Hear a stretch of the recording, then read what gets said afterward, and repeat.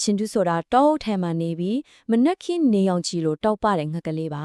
ါဒါပေမဲ့သူ့ရဲ့ခရီးလမ်းကနေကျွန်တော်တို့ဘာတွေတင်ယူနေမလဲဆိုတာအတူတူကြည့်လိုက်ကြရအောင်ချင်းတူးဆိုရင်ငှက်ကလေးဟာဆိုရင်တောအုပ်ထက်ကတရိချန်နေအားလုံးကအကျဉ်းနာဆုံးလို့တတ်မှတ်ထားတဲ့သူပါပဲ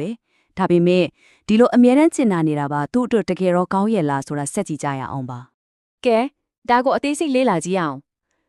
အပြင်ပန်းမှာဆိုရင်တော့ချင်းတူးဟာဇီကွက်ကြီးအတိုက်ဆောက်ဖို့တစ်ကိုင်းတွေကူတယ်ပေးတယ်ယုံလီတဲ့အထက်ရေခတ်ပေးတယ်ပူရစိတ်တဲ့အထက်အစာရှာပေးတယ်ဆိုပြီးအားတက်တဲ့ကူညီနေတာပါဒါပေမဲ့တကယ်အဖြစ်မှန်ကတော့တော်တော်လေးရင်လေးစရာပါပဲသူဟာကိုပိုင်နနက်စာအုပ်တော့မစားရတယ်လို့မိုးယိုပြီးပြည့်စည်နေတဲ့အတိုက်အိုကြီးထဲမှာနေထိုင်နေရတာပါ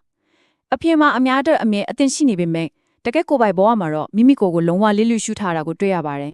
ကိုလိုင်းပိုက်စားနေတဲ့အချိန်မှာတော့ခြာကလေးပေါက်စားလေးတွေအတွက်တီကောင်းနေလိုက်ရှာပေးနေသေးတာပါလမ်းပြောင်းနေတဲ့ယုံပေါက်စားလေးကိုလည်းနှီးမြင့်တဲ့အထိလိုက်ရှာပေးတယ်သူရဲ့အသက်ကအပေါက်တေကြောင့်ညဘက်ဆိုအိတ်ဓာတ်တွေဆိုးဆွနေပေမဲ့ဒုက္ခခံပြီးအိတ်တယ်အဆိုးဆုံးကတော့ကိုရဲ့အတောင်ပံနေလေးလန်လာတာအမွေးအတောင်တွေအယောင်မွေးလာတာကိုတော့ဂီယိုမဆိုင်နိုင်လောက်အောင်သူတစ်ပါးရဲ့လိုအပ်ချက်ထိကိုဦးစားပေးလို့နေတာပါပဲရက်တီကြလာတဲ့အခါအစားအသောက်တွေပြက်လာပြီးပင်ပန်းနွမ်းနွယ်မွေးတွေကိုလီလူရှူလာတယ်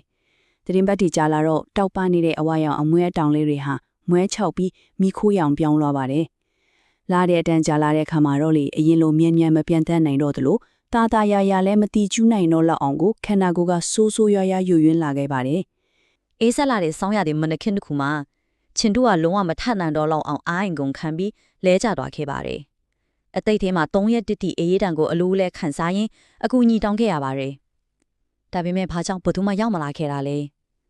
တကယ်အဖြစ်မှန်ကဘလို့နာကျင်စရာကောင်းလဲဆိုတာကြည့်ပါအောင်တစ်ဖက်မှာချင်းတူးဟာ3ရက်တိုင်းဖျားနာပြီးအထီးချန်စွာ3ရက်နေပါတယ်ဒါပေမဲ့အခြားတစ်ဖက်မှာတော့သူတက်တက်လုံးအကူနေပေးခဲ့တဲ့ဒီရက်ဆန်ဒီဟာကိုကိစ္စနဲ့ကိုအလုပ်ရှုပ်နေကြတာပါစီကွက်ကအိတ်နေတယ်ယုံနေကစောကစားနေတယ်ပွဲရစစ်တီကလည်းအလုပ်လုပ်နေကြတယ်ချင်းတူးဟာသူများရဲ့အတွက်ဘဝတစ်ခုလုံးကိုပေးဆက်ခဲ့ပေမဲ့တကယ်တော့သူတေလို့မျောပါဖြစ်နေချိန်မှာတော့တခြားသူတွေကသူတို့ရဲ့နေစဉ်ဘဝထဲမှာမဲနစ်မြုပ်နေကြတယ်ဆိုတဲ့နာကျင်စရာအမှန်တရားကိုတွေးလိုက်ရပါတယ်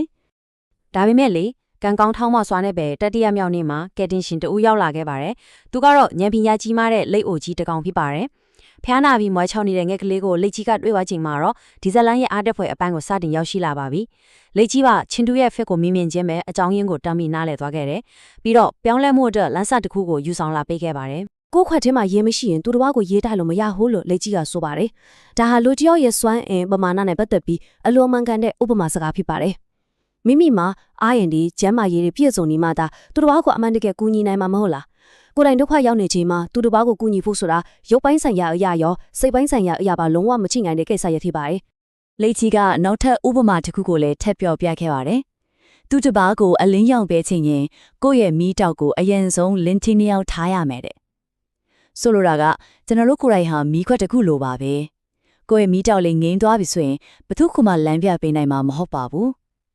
အခြားသူတွေကိုလမ်းပြကူညီပေးခြင်းနဲ့စစ်စင်တာရှိတာအရန်ကောင်းပါတယ်။ဒါပေမဲ့ကိုယ့်ရဲ့စွမ်းရင်ဆွဲမီးတောက်ကိုအရင်ဆုံးရှင်တန်တရားမလုပ်ထားဘူးဆိုရင်အဲ့ဒီစန္ဒလေးဟာအချင်းကြီးဖြစ်သွားနိုင်တယ်ဆိုတာကိုလိတ်ကြီးကကောင်းကောင်းကြီးညွှန်ပြလိုက်တာပါ။ဒါကြောင့်အရေးကြီးဆုံးအချက်ကတော့မိမိကိုယ်ကိုပထမဦးဆုံးရွေးချယ်ခြင်းဆိုတဲ့တပိုးတရားကိုအသေးပဲအတူဖွင့်ဆိုဖို့ပါပဲ။ကိုယ့်ကိုယ်အရင်ယူဆိုင်တယ်ဆိုတာတကောကောင်းစန္ဒလုံးဝမဟုတ်ပါဘူး။အခြားသူတွေကိုထိထိရောက်ရောက်ကိုညီနိုင်ဖို့အတွက်မရှိမဖြစ်လိုအပ်တဲ့ကြိုတင်ပြင်ဆင်မှုတစ်ခုသာဖြစ်ပါတယ်။ကိုယ့်ရဲ့ကျန်းမာရေးစိတ်ချမ်းသာရေးနဲ့အခြေခံလိုအပ်ချက်တွေကိုဖြည့်ဆည်းခြင်းဟာအတ္တကြီးတာမဟုတ်ပဲပိုမိုကောင်းမွန်တဲ့အကူအညီတွေပေးနိုင်ဖို့ခွန်အားမွေးခြင်းသာဖြစ်တယ်ဆိုတဲ့အမြင်တစ်ကိုရရှိစေပါတယ်။ချင်းတူဟ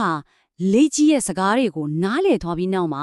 လုံနီလိုဟန်အသက်တစ်ခုကိုစက်တင်ခဲ့ပါတယ်။ပထမဆင့်အနေနဲ့မနက်တိုင်းကိုပိုင်နည်းနည်းဆောင်ကိုအရင်စားတယ်ဒုတိယအဆင့်အနေနဲ့ကိုယ့်ရဲ့အသိကိုအရင်ပြင်ဆင်တယ်ပြီးမှတတိယအဆင့်အနေနဲ့အခြားသူတွေကိုကူညီတယ်ဒီအဆင့်3ဆင့်ဟာရိုးရှင်းပေမဲ့တကယ်ကိုထိရောက်တဲ့ဘဝနေထိုင်မှုပုံစံတစ်တစ်ခုဖြစ်ပါတယ်ဒီလိုကိုပိုင်နေနေမိတွေစတင်တတ်မှတ်လိုက်တဲ့အခါမှာတော့အစားပိုင်းမှာအခက်အခဲတချို့တော့ရှိခဲ့တာပေါ့ကိုရိုင်းအားနေနေချင်းအလို့များနေချင်းတွေမှာမကူညီနိုင်နေဘူးလို့ညင်းဆိုးတာဖို့အချင်းတူတင်ယူခဲ့ရပါမယ်တခြားဒေရိဆန်တွေကအစားပိုင်းမှာစိတ်ဆိုးကြပေမဲ့ချင်းတူကသူ့ထပ်ဖြာသွားရင်ဘသူကမှကူညီနိုင်မှာမဟုတ်ဘူးလို့တေချာရှင်းပြခဲ့ပါရဲ့နောက်ဆုံးမှာတော့ဒေရိဆန်ရဲ့အားလုံးကဒါကိုနားလည်လက်ခံလာရုံတမကသူတို့ကိုယ်တိုင်လည်းမိမိကိုယ်ကိုဂယုစိုက်တဲ့အလေးချင်းတွေကိုချင်းတူစီကနေအတူယူတင်ကြားသွားနိုင်ခဲ့ကြပါတယ်ဒါဟာလက်ကြီးတင်ပေးခဲ့တဲ့သင်ခန်းစာရဲ့အပိသက်ရလည်းပါပဲ